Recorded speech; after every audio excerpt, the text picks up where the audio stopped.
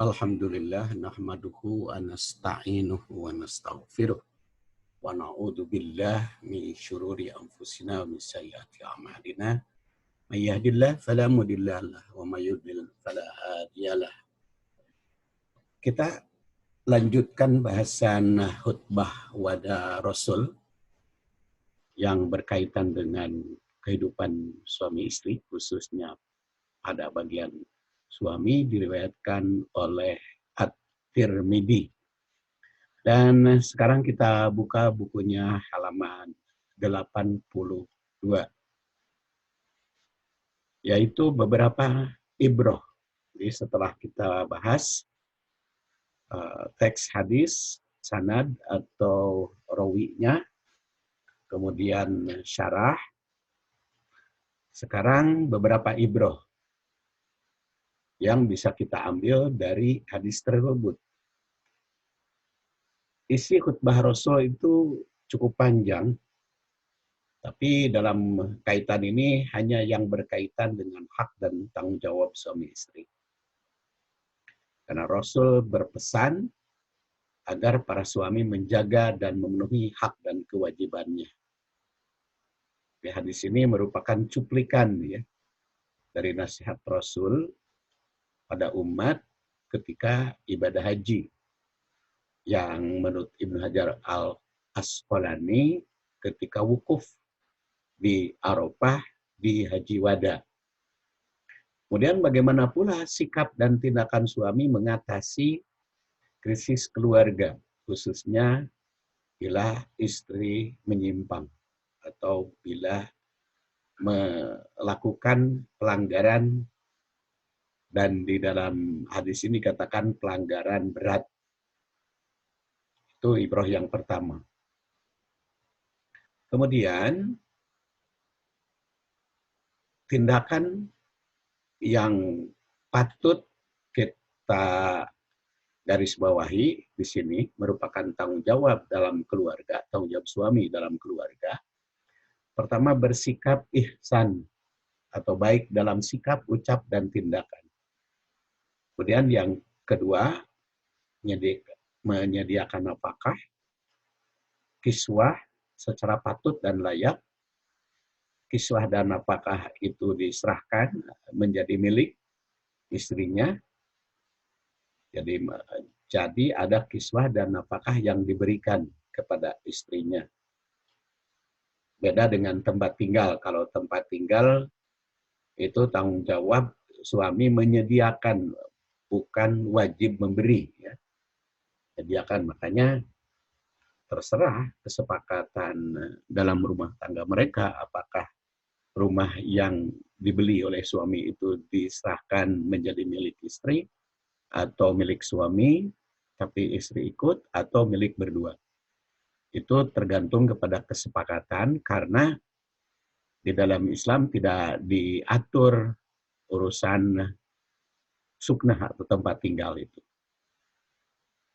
Dan bisa saja seorang suami bertempat tinggal di istrinya, atau istri bertempat tinggal di suaminya. Kemudian yang ketiga adalah mendidik. Tanggung jawab suami, mendidik keluarga. Kemudian menegakkan hukum, yang keempat, karena di situ ada 4.000 hunna, jadi ada penegakan hukum dalam keluarga. Kelima, mengatasi krisis keluarga. Keenam, memproteksi anggota keluarga dari pengaruh negatif. Jadi makanya dia diperintahkan untuk menjaga sampai suami punya hak untuk melindungi dan memproteksi keluarga, siapa yang boleh masuk rumahnya, siapa yang tidak boleh, dan itu merupakan tanggung jawab suami melindungi atau memproteksi keluarga itu. Dan yang ketujuh adalah melindungi dan menjaga keamanan serta keselamatan keluarga. Nah, ini tanggung jawab suami dalam keluarga berdasar hadis yang isi khutbah Rasul ketika wukuf di Arafah di Haji Wada. Tentu saja masih banyak, tapi itu yang kita garis bawahi dari atau beberapa ibroh dari hadis yang kita bahas. Kemudian tanggung jawab istri berdasar hadis ini, pertama adalah menjaga keutuhan rumah tangga. Dan di dalam ayat dikatakan hafidhat lil ghaib. Jadi menjaga keutuhan, baik keutuhan materi, keutuhan jasmani, maupun keutuhan rohani keluarga. Ini tanggung jawab sang istri. Kemudian yang kedua adalah memelihara milik suami, karena di situ hafidatka fi malika wa nafsiha, memelihara milik suami dan milik istri itu sendiri. Dan yang ketiga adalah taat dan setia pada suaminya, sehingga tidak membuat kesulitan, tidak membuat kesusahan, karena taat setia pada Allah maupun kepada suaminya. Ibrah berikutnya, D. Setiap hak itu tidak terlepas dari kewajiban. Antara hak dan kewajiban tersebut seimbang. Semakin banyak hak yang ingin diraih, maka semakin banyak kewajiban yang mesti dipenuhi.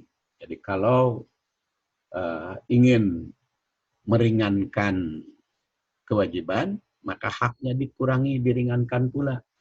Karena pada dasarnya keadilan itu adalah keseimbangan antara hak dan kewajiban. Jangan sampai menuntut hak melebihi kewajiban. Atau jangan pula membebani kewajiban mengurangi haknya. Kemudian hadis ini bisa kita soroti implikasinya terhadap suami ideal. Dan ini yang menjadi judul kami pada hadis ini, isi khutbah Rasul. Suami ideal berdasar hadis ini pertama adalah ihsan pada istri. Kriteria ini tersirat pada kalimat antuh sinu ilaihinna dalam hadis. Ihsan mencakup atas segala ucap, sikap, dan tindakan. Keharusan berkata baik juga diperintah oleh Allah Subhanahu wa taala, wal yaqulu qaulan sadida. Surat An-Nisa ayat 9. Kemudian dalam bergaul wa ashiruhunna bil ma'ruf. Surat An-Nisa ayat 19. Kalau ayat 9 ihsan di dalam ucap, kalau ayat 19 ihsan atau ma'ruf muasyarah dalam sikap. Nih, jadi suami ideal pertama adalah ihsan. Kemudian B, menjadi pendidik dalam keluarga. Karena di situ ala wastausu bin nisa'i khaira. Didik keluarga secara baik, khususnya di sini bin nisa. Dan khaira seperti pernah dikemukakan adalah mafihi solahun nas fiddin wa dunya. Hadis ini jelas memerintahkan agar para suami bisa menasehati istrinya secara baik dan tentang kebajikan. Dengan demikian, suami ideal adalah yang bisa dan mampu mendidik istrinya menjadi wanita yang solihah. Dan kalau istrinya menjadi solihah, merupakan anugerah dari Allah Subhanahu wa taala sebaik mungkin. Dan kewajiban suami istri sebagaimana tersirat pada hadis tadi, ala innalakum ala nisaikum haqqa walinisaikum alaikum haqqa. Ingat bahwa bagi kamu ada hak menjadi tanggung jawab istri, dan bagi istri ada hak yang menjadi tanggung jawab suami. Oleh karena itu, baik suami maupun istri mesti memenuhi hak dan kewajiban masing-masing. Namun suami memikul tanggung jawab melebihi istrinya, yaitu dalam bidang materi. Dan tersirat itu di dalam surat Al-Baqarah 228, walahunna mislul ladzi 'alaihinna bil ma'ruf walirrijali 'alaihinna darajah wallahu azizun hakim. Bagi mereka ada keseimbangan hak dan kewajiban secara ma'ruf, dan bagi laki-laki ada hak dan kewajiban yang lebih tinggi. Dan Allah Maha Perkasa lagi Maha Bijaksana. Jadi, suami ideal yang memiliki kemampuan dan bertanggung jawab serta disiplin memenuhi hak dan tanggung jawabnya. Jadi, kalau yang tadi ihsan, kemudian pendidik, dan yang ketiga adalah bertanggung jawab. Kemudian yang keempat atau D, pemberi nafkah yang mencakup makanan, pakaian, dan tempat tinggal, termasuk kebutuhan lain, seperti tersirat pada kalimat fi kiswatihinna wa ta'amihinna. Ini kelebihan tanggung jawab suami atas istri. Kemudian bertanggung jawab sebagai pengemban amanah dan melindungi istri dari segala ancaman dan bahaya. Karena merupakan fa'innama hunna awanun indakum. Istri sebagai tawanan, yang kata Abu Isa At-Tirmidzi, tawanan yang harus dijaga, harus diurus. Dengan demikian seorang suami tak ubahnya sebagai panglima yang harus melindungi tawanannya dari ancaman. Tawanan dalam hukum Islam itu berbeda dengan hukum militer pada umumnya. Jadi, jika dikatakan tawanan, bukan berarti boleh berlaku dan bertindak sewenang-wenang, melainkan lebih ditekankan pada tanggung jawab perlindungan. Kebutuhan baik yang bersifat materi maupun imateri, tawanan juga merupakan tanggung jawab panglimanya. Kemudian pemimpin yang kuat. Karena di situ dikatakan fa'amma hukum ala nisaikum fala yuti'na furusakum. Itu kepemimpinan yang kokoh dan kuat sehingga dapat mengendalikan roda keluarga. Dengan kepemimpinan yang kuat, maka istrinya pun tidak melanggar kewajiban. Begitu pula keluarga yang lain. Agar memiliki kekuatan dalam memimpin dan mengendalikan roda keluarga, maka suami mesti memiliki kekuatan dalam berbagai hal, baik fisik, psikis, biologis, maupun mental dan spiritual. Bagaimana mungkin suami bisa mengendalikan keluarga tanpa memiliki kekuatan yang mendukungnya? Maka oleh karena itu, memiliki keunggulan yang di dalam Al-Quran dikatakan faddalallahu ba'dahum ala ba'din. Kemudian penegak hukum keluarga. Sebagaimana tersirat pada perintah fa in fa'alna fahjuruhunna fil madaji. Jadi kalau istri berbuat salah, berbuat jahat, maka fahjuruhunna fil madaji. Kalimat ini mengisyaratkan bahwa suami harus mampu menindak yang bersalah. Oleh karena itu berperan sebagai penegak hukum dalam keluarga. Tegas dalam berprinsip menegakkan kebenaran, tapi tak keras. Sebagaimana tersirat wadribuhunna dorban ghair mubarrih. Tegas wadribuhunna, tapi ghair mubarrih. Tidak menyakitkan, tidak membahayakan.